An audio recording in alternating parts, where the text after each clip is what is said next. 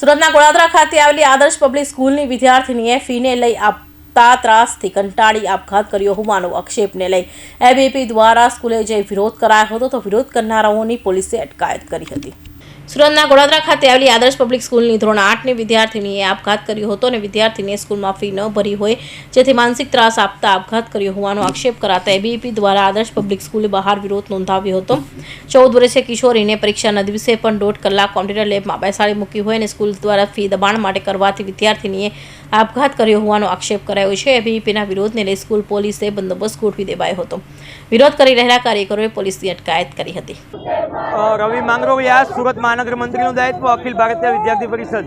આપણને ધ્યાનમાં છે કે થોડા સમય પહેલા ગોળાદરાની અંદર આવેલી આદર્શ પબ્લિક સ્કૂલમાં ધોરણ 8ની વિદ્યાર્થીની એક નજીવી બાબત કહેવાય, જે ફીની બાબત, એ ફી નથી ભરી શકતી, તો એને લઈને સ્કૂલ પ્રશાસન દ્વારા, પ્રિન્સિપાલ, શિક્ષકો દ્વારા એને વારંવાર ટોર્ચર કરવામાં આવે છે કે તમે સ્કૂલની ફી ભરો નહીં તો તમને એક્ઝામમાં નહીં બેસવા દઈએ।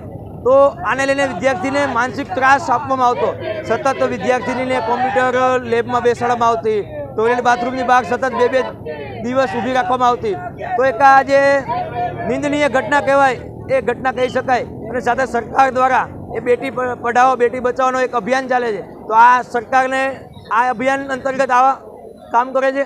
તો એક આમાં પણ જે પણ લોકો સંડોવાયેલા હોય, સંડોવાયેલા લોકો ઉપર કાયદાકીય કાર્યવાહી થાય અને સાથે સાથે આ જે દીકરી છે એ દીકરીને સચોટ ન્યાય મળે અને ડીઓ અધિકારી સાહેબ દ્વારા આના પર એક નિયમ બનાવવામાં આવે કે જે પણ ફીનો વિષય છે તો ફીના વિષયમાં એના વાલીઓને સચોટ જાણ કરવામાં આવે, નહીં કે વિદ્યાર્થીને।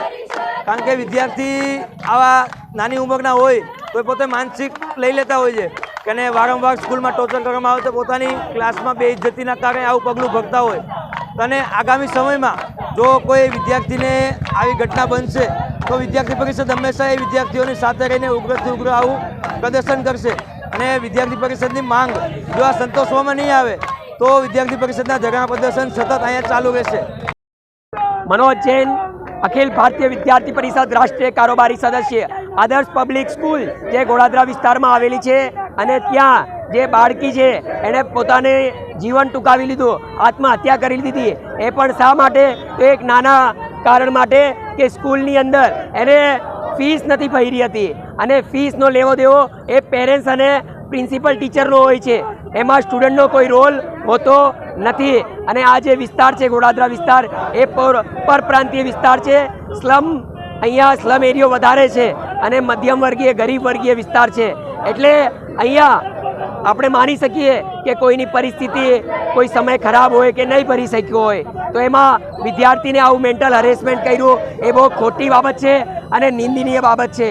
એટલે આ જે સ્કૂલ છે એના માટે અમે ડીઓથી પણ માંગણી કરી છે કે આના ઉપર વ્યવસ્થિત કાર્યવાહી થાય અને આનો લાયસન્સ રદ થાય અને ભવિષ્યમાં પણ બીજી કોઈ સ્કૂલો આવો કૃત્ય નહીં કરે, આવી બાળકીઓને પોતાનું જીવન નહીં ટૂંકાવવું પડે એના માટે દાખલો બેસે। અને અખિલ ભારતીય વિદ્યાર્થી પરિષદ એ સતત વિદ્યાર્થીઓ માટે કામ કરતું આવ્યું છે, એટલે કોઈ પણ દિવસ આવા કૃત્ય નહીં ચલાવવામાં નહીં આવે। અને આજે તો ધરણા પ્રદર્શન છે અને જો અમારી માંગણી નહીં સંતોષાય અને આ સ્કૂલનો આ લાયસન્સ રદ નહીં થાય અને પ્રોપર કાર્યવાહી નહીં થાય તો ઉગ્રમાં ઉગ્ર આંદોલન થશે અને એની પૂરી જવાબદારી સ્કૂલ પ્રશાસનની અને સરકારની